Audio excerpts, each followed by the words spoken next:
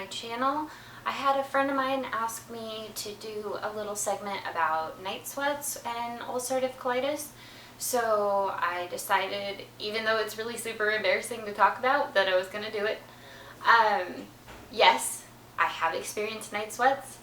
I've been experiencing them ever since my very first major flare, to the point where I was having to change my clothes like 4 times a night. It was so bad. I can't even tell you guys.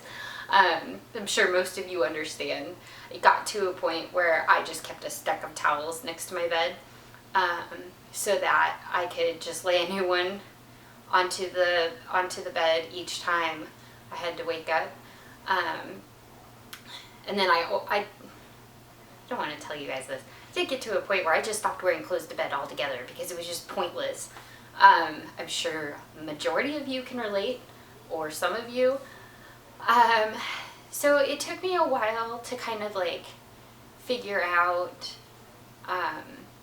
that the only way to make the sweat stop was to decrease my inflammation markers, which when you're in a flare stay very, very high. So keep adjusting medications until you get to a point where your body isn't feeling the need to basically stimulate a fever in your body. Your temperature naturally goes up at night, so if you're in a flare and you combine the rise in temperature with being sick and having severe inflammation, then that's like a perfect recipe for night sweats. I do also get them when I would take naps during the day, which with UC, you know, you're extremely fatigued. You wake up tired. You go to bed tired. You take a nap, you're tired. You wake up, you're tired. So it was happening when I would take a nap too.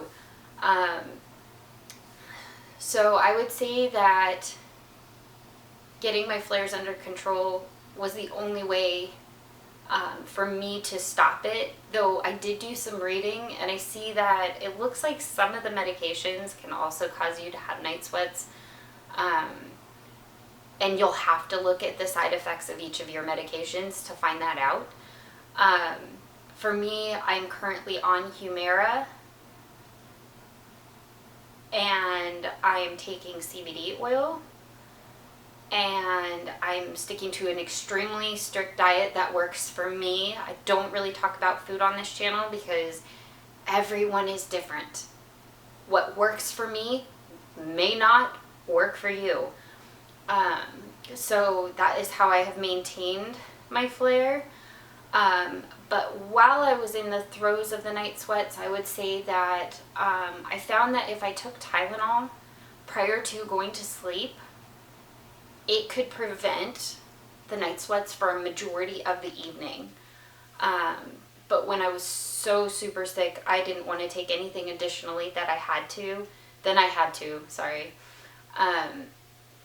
Just because when you're putting so much stuff in your body, it can just really, it takes a toll on your body.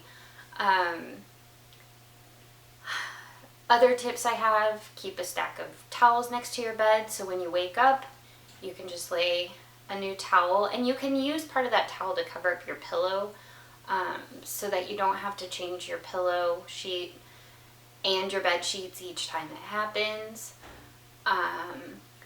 I wore light clothing to bed, and then ultimately I would just sleep without clothes on because it was easier to dry off and get comfortable again quickly. Sleep is imperative to our disease, so anything that could shorten the amount of time that I would have to stay awake to readjust and get comfortable worked better.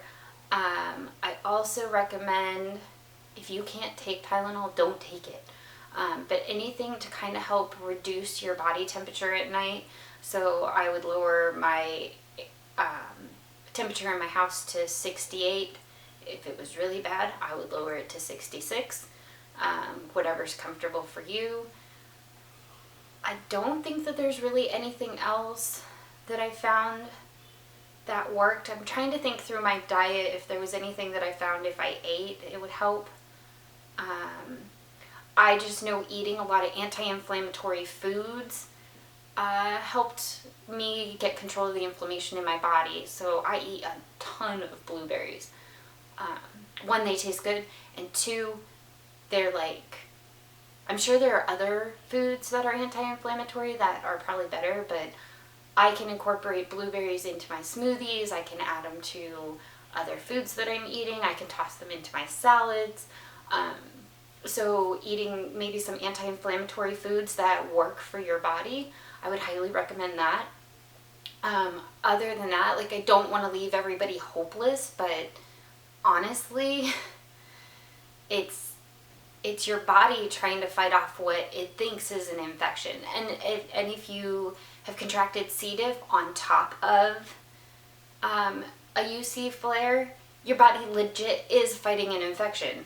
So you kind of have to weigh whether you want to allow your fever to do its job, which is to help combat an actual infection, or if it's just you're in a UC flare and your autoimmune system is attacking what it thinks is a bug that isn't there.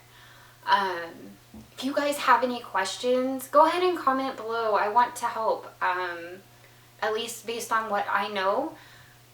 I'm not a doctor, but I'm a friend.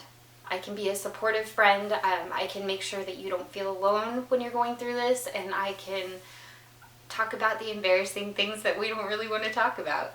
I want to thank you all for coming. If you like this channel, or you like at least the start of my content, I plan on doing more as I get more comfortable. Go ahead and subscribe. Like the video so I know you guys want me to keep going. If I don't get much positive feedback, I'm going to feel really nervous and not want to keep doing it. So the support helps. I would really appreciate it, and commenting kind of also lets me know what you guys want me to talk about. I'm in an amazing UC group on Facebook, and I am going to either link it in the video notes or in the comment section below. I did get permission to be able to link them because I want to direct more people to the group. There are so many people there who at the drop of a hat can answer a question, and it's amazing. There has been no better group on Facebook that I have found, and they got me through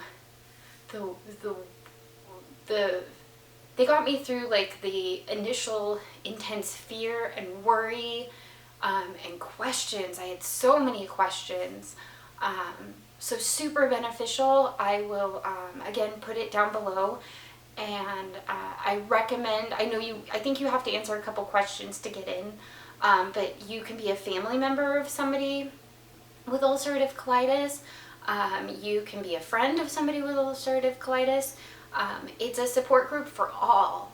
They don't ban you. They want you there. We want you guys to know what we're going through. We want the support. And I always enjoy when I see family members or spouses or significant others popping in and asking questions, because when we're on prednisone, we can be really, really grumpy. So asking us questions, not always a great idea. Again, I appreciate you guys stopping by. I hope you have a really great day. Take care, and aloha.